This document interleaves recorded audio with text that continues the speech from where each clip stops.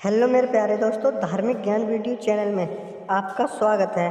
अगर हमारे इस चैनल पे नए हैं तो कृपया चैनल को सब्सक्राइब जरूर करें और वीडियो पसंद आए तो वीडियो को लाइक अवश्य करें और जो सच्चे हिंदुस्तानी हो वो कमेंट में जय श्री राम अवश्य लिखें। आइए हम इस कहानी में आज बताएंगे कि रावण के 10 रहस्य है। 10 सिर वाले रावण के 10 रहस्य हैं आपको जो चौंका देंगे। आइए इसके पीछे का राज जानते हैं। इससे पहले हमारे चैनल को सब्सक्राइब जरूर करें। आइए चलते हैं कहानी की तरफ। दशहरे के उपलक्ष्य में सभी लोग रावण के वध की यानी रावण के मरने की बात तो कहते हैं, लेकिन उसके जीवन के बारे में कोई नहीं पूछता है।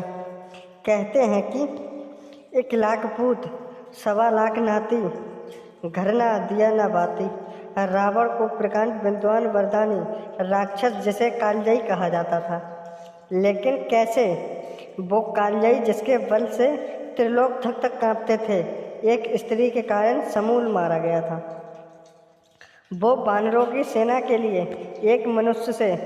इन बातों पर गौर करें तो ये मानना तर्क है, लेकिन रावण के जीवन से कुछ ऐसे रहस्य जिसे कम ही लोग परिचित होंगे। आइए तो विस्तार पूर्वक चलते हैं। तो पहला रहस्य था, हाँ दोस्तों, रावण का जन्म कैसे हुआ था।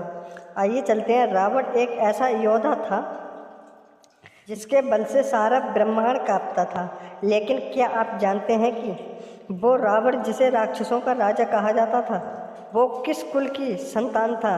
रावण के जन्म के पीछे के क्या रहस्य हैं? आइए चलते हैं। इस तथ्य को शायद बहुत ही कम लोग जानते होंगे। रावण के पिता विश्रावा महाज्ञानी ऋषि पुलस्त्य के पुत्र थे। विश्रावा भी महाज्ञानी संत थे। यह उस समय की बात है जब देवासुर संग्राम में पराजित होने के बाद सुमाली माल्यावन जैसे राक्षसों विष्णु भगवान के भय से रसातल में जा छुपे थे। वर्षों बीत गए, लेकिन राक्षसों को देवताओं से जीतने का कोई उपाय नहीं सूझ रहा था। एक दिन सुमाली अपनी पुत्री केकसी के साथ सरतल से बाहर आया। तभी उसने विश्रावा के पुत्र कुबेर को अपने पिता के पास जाते देखा तो सुमाली कुबेर के भय से वापस रसातल में आया, लेकिन अब उसे रसातल से बाहर आने का मार्ग मिल चुका था। सुमाली ने अपनी पुत्री केकसी से कहा कि पुत्री, मैं तुम्हारे लिए सुयोग्य वर की तलाश नहीं कर सकता, इसलिए उसे स्वयं ऋषि विश्रावा के पास जाना होगा। उसने विवाह का प्रस्ताव स्वयं रखना होगा। पिता की आज्ञा के अनुसार केकसी ऋषि विश्रावा के आश्रम पर पहुंच गई। ऋषि विश्रावा उस समय अपने ध्यान बंधन में लीन थे। आंखें खोलते ही ऋषि ने अपने सामने उस सुंदर युवती को देखकर कहा कि वे जानते हैं कि तुम्हारे आने का क्या प्रस्ताव है, लेकिन वो जिस समय उसके पास आई हैं वो बेहद तरुण बेला है, जिसके कारण ब्रह्मांड कुल में उत्पन्न होने के बाद भी उनके पुत्र राक्षसी वृत्ति के होंगे। तब केकसी ऋषि विश्रावा के चरणों में गिरकर बोली, आप इतने महान तपस्वी हैं तो उनकी संतानें ऐसी कैसे हो सकती हैं? आपको संतानों का आशीर्वाद अवश्य ही देना होगा। और वे उनके पीछे पड़ी रही। तब केकसी की प्रार्थना पर ऋषि विश्रावा ने कहा कि उनका सबसे छोटा पुत्र धर्मात्मा वृत्ति का होगा। इसके अलावा वे कुछ नहीं कर सकते। कुछ समय पश्चात केकसी ने एक पुत्र को जन्म दिया जिसके 10 सिर थे। ऋषि विश्रावा ने उसके 10 सिर होने के कारण उसी पुत्र का नाम दशग्रीव रख दिया। तो दोस्तों, दूसरा रहस्य था, रावण ने क्यों ब्रह्मा की थी तपस्या। आइए जानते हैं। ऋषि विश्रावा ने रावण को धर्म और पंडित की शिक्षा दी। दशग्रीव इतना ज्ञानी बना कि उसके ज्ञान के पूरे ब्रह्मांड में कोई उसके जैसा नहीं था। दशग्रीव और कुंभकर्ण जैसे जैसे बढ़ते हुए गए वैसे वैसे उनके अत्याचार बढ़ते गए। एक दिन कुबेर ने अपने पिता श्री विश्रावास से मिलकर आश्रम पहुँचे। तब केकसी ने कुबेर के भय को देखकर अपने पुत्रों से कहा कि तुम्हें भी अपने भाई के समान वैभवशाली बनना चाहिए, इसलिए तुम भगवान ब्रह्मा की तपस्या करो। माता की आज्ञा तो माननी ही थी। माता की आज्ञा मानकर तीनों पुत्रों भगवान ब्रह्मा की तपस्या के लिए निकल गए। विभीषण पहले से ही धर्मात्मा था दोस्तों। उन्होंने 5000 वर्ष पैरों पर खड़े होकर कठोर तप किया था और कठोर तप कर देवता से आशीर्वाद प्राप्त किया था। इसके बाद 5 साल वर्ष अपना मस्तक और हाथ ऊपर रखकर तप किया, जिससे भगवान ब्रह्मा प्रसन्न हुए और विभीषण ने भगवान से असीम भक्त का वर मांग लिया था। तो दोस्तों तीसरा रहस्य था क्यों सोता रहता था कुंभकर्ण। आइए जानते हैं इसके पीछे का राज क्या है। कुंभकर्ण अपनी इंद्रियों को बस में रखने के लिए 10,000 वर्षों तक कठोर तप किया था। उसके कठोर तप से भयभीत हो देवताओं ने देवी सरस्वती की प्रार्थना की। तब भगवान ने वर मांगा कि हे सरस्वती माँ, तुम कुंभकर्ण की जिह्वा पर विराजमान हो जाओ। और कुंभकर्ण की जिह्वा पर विराजमान हो गई और कुंभकर्ण ने इंद्रासन की जगह निंद्रासन का वर मांग लिया। इसी कारण से वो सोता रहता है। चौथा रहस्य था मेरे दोस्तों, रावण ने किससे छीनी थी सोने की लंका।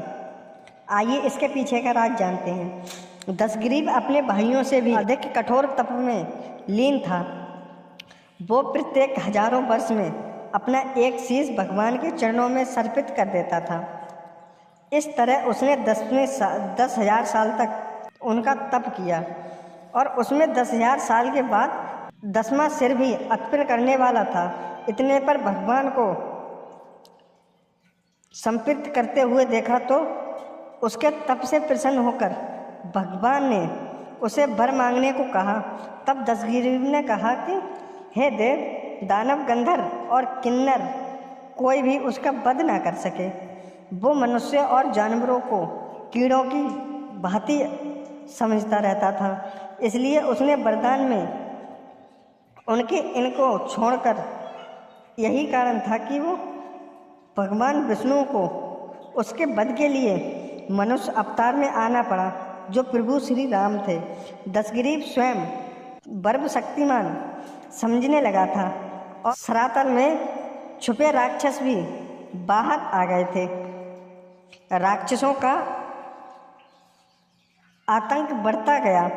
राक्षसों के कहने पर लंका के राजा कुबेर से लंका और पुष्पवान बलपूर्वक स्वयं छीन लिया था और उसके राजा स्वयं बन गया था। 5वां रहस्य था कालजयी था रावण। आइए दोस्तों इसके पीछे का राज जानते हैं। कालजयी था रावण। रावण के वरदान की शक्ति थी। वो जानता था कि देवता भी उसे नहीं मार सकते, इसलिए उसने सोचा क्यों ना काल को ही बंदी बना लिया जाए। शक्ति की मद में चूर रावण ने यमलोक पर आक्रमण कर दिया। भीषण युद्ध हुआ। देवता रावण के वरदान के आगे शक्तिहीन हो रहे थे। यमराज ने स्वयं रावण से युद्ध किया। रावण भी रचिंत हो चुका था, लेकिन फिर भी उसने हार नहीं मानी। तब क्रोधित यमराज ने रावण के वध के लिए अपना काल उठा लिया। तब ब्रह्मा जी ने प्रकट होकर यमराज को अपने वरदान के बारे में बताया। तब यमराज ब्रह्मा जी की आज्ञा के अनुसार अपना कालदंड वापस ले लिया। रावण को लगा कि उसने यह विजय अपनी शक्ति से पाई है। उसे अब और घमंड हो गया था। वो स्वयं को कालजयी मानने लगा था। पृथ्वी पर उसका अहंकार बढ़ गया था, लेकिन पृथ्वी पर भी रावण को पराजित करने वाले और भी योद्धा थे। 6वां रहस्य था रावण का कैसे दशग्रीव का नाम रावण पड़ा था। आइए तो चलते हैं इसके पीछे की सच्चाई क्या है। दशग्रीव ने नंदी के श्राप और चेतावनी को अनसुना कर दिया और आगे बढ़ा।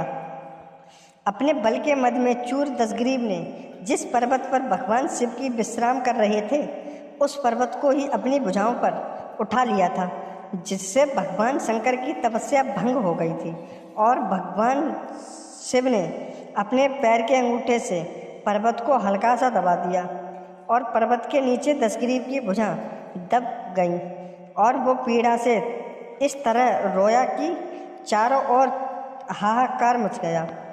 तब रावण ने मंत्रियों की सलाह पर 1000 वर्षों तक भगवान शिव की स्तुति की थी।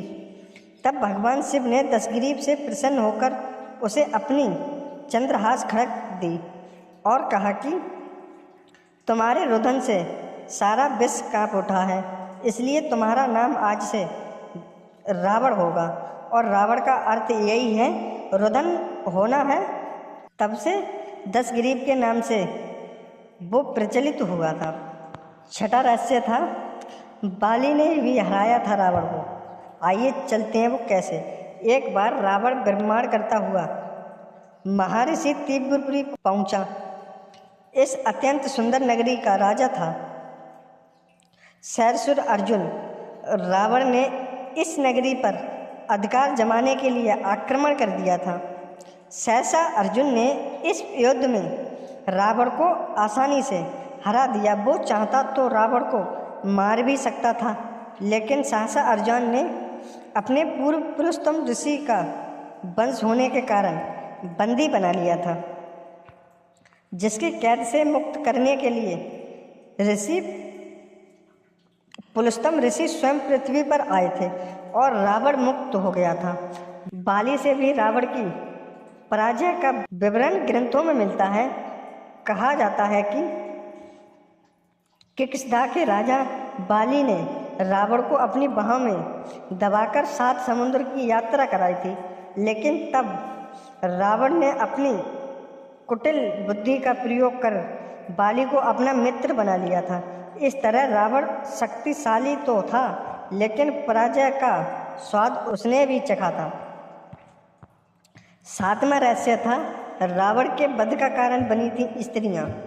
आइए तो चलते हैं इसके पीछे का राज क्या है। यदि गौर करें तो रावण के वध का कारण स्त्रियां ही बनी हैं, चाहे वह सीता हो या फिर शूर्पणखा हो। ग्रंथों में इनके पीछे का भी रहस्य मिलता है। रावण एक बार हिमालय वन में विचरण कर रहा था, तभी उसने वहाँ वेदवती नामक एक युवती तपस्या में लीन देखा। तो रावण ने उस तपस्विनी को देखकर उस पर आसक्त हो गया और उसने वेदवती नामक युवती को तपस्विनी के केस पकड़कर उसे साथ ले जाना लगा था। तभी वेदवती ने अपने केस काटकर रावण को श्राप दिया कि तुम्हारे और तुम्हारे कुल के नाश का कारण स्त्रियां ही होंगी। 8वीं बात थी, क्यों बनी थी वानरों की सेना। हाँ दोस्तों, आइए चलते हैं इसके पीछे का राज क्या है, क्यों बनी वानरों की सेना। अब सवाल यह उठता है कि जब श्री राम विष्णु के अवतार थे तो रावण को मारने के लिए वे सर्वशक्तिशाली सेना का प्रयोग कर सकते थे, लेकिन उन्होंने वानरों की ही सेना का निर्माण क्यों किया था। इसके पीछे का एक रहस्य मिलता है कि शक्ति और अदृश्य से घिरा दशग्रीव खुद को भगवान समझने लगा था। पूरे ब्रह्मांड को वह अपने अधीन मानता था। एक बार दशग्रीव अपनी शक्ति के मच में चूर विमान पुष्प विमान से विवरण करता हुआ सड़खंड के वन में पहुंचा। कुछ दूरी पर पहुंचने के बाद उसका विमान आगे नहीं बढ़ रहा था। तभी उसे एक आवाज़ सुनाई दी कि यहाँ से लौट जाओ, यहाँ भगवान शिव और पार्वती माता यहाँ विश्राम कर रहे हैं। तेज रोशनी में दशग्रीव को भगवान शंकर के दूत नंदी का मुख बानर के समान प्रचलित हुआ। तब दशग्रीव ने बानर कहकर नंदी का मजाक उड़ाया तभी नंदी ने उसे श्राप दिया और कहा कि तुमने बानर कहकर मेरा मजाक बनाया है, तो आज श्राप देता हूँ, बानर की सेना ही तुम्हारे वध में सहायक होगी। 9वीं बात यह थी, रावण ने सीता जी को कभी ज़बरदस्ती नहीं की थी। आइए चलते हैं इसकी के पीछे की सच्चाई क्या है। रावण इतना शक्तिशाली था, लेकिन फिर भी वो सीता से विवाह करने की याचना करता रहता था, जबकि त्रिलोक के बड़े बड़े वीर उसके आगे कांपते थे। वो चाहता तो जबरदस्ती कर विवाह कर सकता था, लेकिन रावण सीता के चाहकर भी विवाह नहीं कर सकता था, क्योंकि उसे श्राप था। एक बार जब रावण आकाश मार्ग से विवरण करता हुआ जा रहा था, तभी उसे एक सुंदर अप्सरा को देखा। वो अप्सरा नलकुबरे की प्यासिनी थी। रावण ने उस अप्सरा को अपनी राक्षसी वृत्ति का स्वीकार बना डाला। नलकुबेर को जब रावण के इस कृत्य का पता चला, तो उसने रावण को श्राप दिया कि यदि वो किसी स्त्री को उसके बिना इच्छा के बिना विरुद्ध छुएगा तो उसके मस्तक के 100 टुकड़े हो जाएंगे। यह कारण था कि वह सीता जी से बार बार प्रयास याचना करता रहता था। सीता जी के साथ जबरदस्ती नहीं की थी उसने। 10वां रहस्य था, श्री राम ने रावण के सीने में क्यों नहीं चलाया था तीर। आइए इसके पीछे के राज जानते हैं। राम और रावण के घमासान युद्ध चल रहा था। राम रावण के शीश काट रहे थे। तब सभी के मन में सवाल उठ रहा था कि आखिर श्री राम रावण के हृदय पर तीर क्यों नहीं चला रहे हैं। देवताओं ने और ब्रह्मा जी ने यह प्रश्न किया। तब भगवान ब्रह्मा ने कहा कि रावण के हृदय में सीता का वास है, और सीता के हृदय में राम का वास है, और राम के हृदय में सारी सृष्टि है। ऐसे में यदि श्री राम रावण के हृदय पर तीर चलाते हैं तो सारा सृष्टि नष्ट हो जाएगी। जैसे ही रावण के हृदय से सीता का ध्यान हटेगा, वैसे ही श्री राम रावण का संहार करेंगे।